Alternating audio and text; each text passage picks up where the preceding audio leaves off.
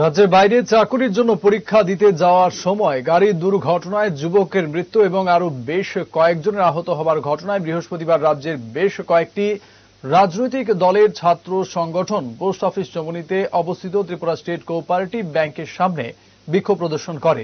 এ ব্যাপারে ডিওয়াইএফআই এর তরফে প্রতিক্রিয়ায় বলা হয়, রাজ্য সরকার এর দায় এড়াতে পারে না। এই ঘটনার জন্য ব্যাংক কর্তৃপক্ষ দায়ী বলে মন্তব্য করে আন্দোলনকারীরা।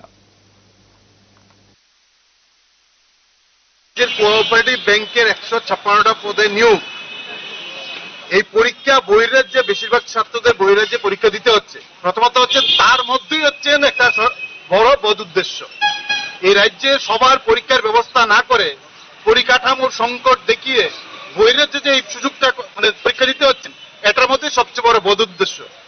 তার সঙ্গে হচ্ছে আরো আজকে থেকে 8 বছর আগে বড় বড় ফ্লেক্স লাগিয়ে যারা বলছেন ডিজিটাল ইন্ডিয়া, এই ডিজিটাল ইন্ডিয়ার তারা এখানে 6 বছর যাবত সরকার চালাচ্ছেন।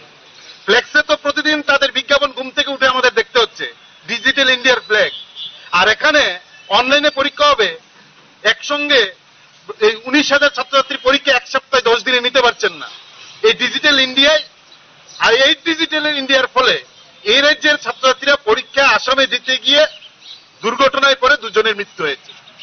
ফলে প্রথমত আমরা এই যাদের মৃত্যু হয়েছে তাদের প্রতি সমবেদনা জানাচ্ছি, তাদের পরিবারের প্রতি। অনেকে আহত, তাদের দ্রুত সুস্থতা আমরা কামনা